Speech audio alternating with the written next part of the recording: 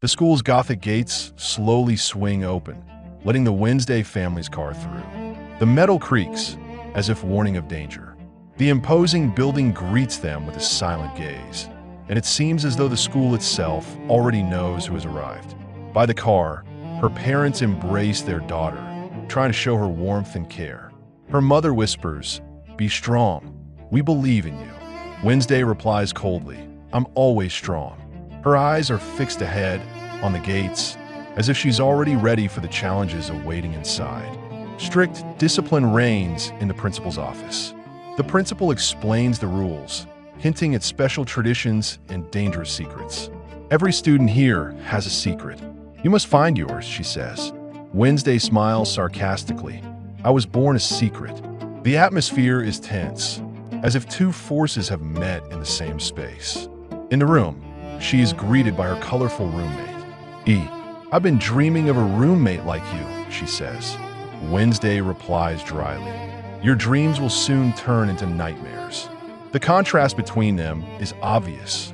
One is light and optimism, the other is shadow and cold irony. In the music hall, Wednesday plays a melancholic melody on the Wednesday Addams is a character who embodies a combination of dark aesthetics, intellectual acuity, and cold charisma.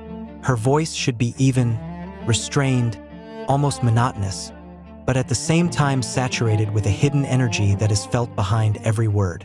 She speaks as if each phrase is a thoughtful sentence, and no word is accidental.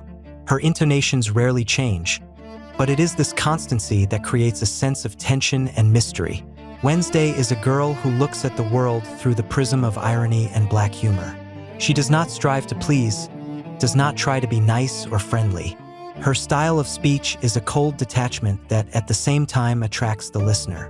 There is no warmth in her voice, but there is a power that makes you focus on it.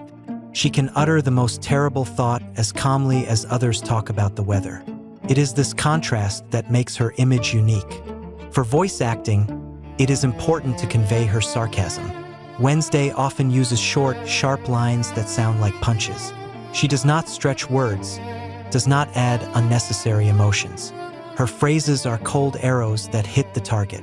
At the same time, there is a touch of intellectual play in her speech. She seems to be constantly testing the interlocutor, checking his reaction, watching how he copes with her gloomy thoughts. Her voice can be imagined as low, slightly muffled, without excessive melody. It should not be theatrical, on the contrary, its strength lies precisely in restraint. When Wednesday speaks, it seems that she does not waste any unnecessary emotions. She does not laugh, but her sarcasm is felt even without intonation accents. This creates the effect of internal tension that keeps the listener in expectation. It is also important to convey her alienation. Wednesday always seems to stand apart from the world, observing it as if it were an experiment. Her voice should sound as if she is not participating in life, but only commenting on it from the sidelines. This adds to her mystique and makes her image even more mysterious. At moments when the world has always tried to tame me, the handcuffs, the court, the cold hallways, but I was never one to be caged. The prison walls only strengthened my resolve. They thought the pinstripe uniform would make me like everyone else. In fact, it only emphasized my difference. In the courtroom, I felt not fear, but curiosity. People looked at me like I was a monster, and I didn't object. Monsters are always more honest than those who hide behind the law. As the van door closed, I felt the world cutting me off from freedom. But freedom is not space. It is a state of mind, and my mind always remained free. The prison corridors smelled of rust and hopelessness. Every step sounded like a sentence, but I knew that even in the darkest place, a way could be found. My cellmate was silent, her eyes speaking louder than words. We were two striped shadows waiting for the moment. The food we were given was humiliation, but I swallowed it as a symbol that even the worst can be turned into strength. When the hand opened the door, I realized this is not an accident. This is a challenge.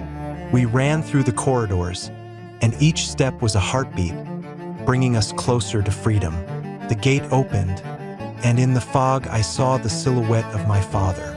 He was waiting, not as a savior, but as an ally. We got into the car, and the headlights cut through the night.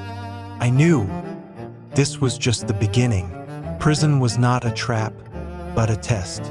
And now I am stronger, because even in chains I remain myself. Wednesday, the one who is not afraid of the dark, the one who always goes forward. As the van door closed, I felt the world cutting me off from freedom. But freedom is not space. It is a state of mind, and my mind always remains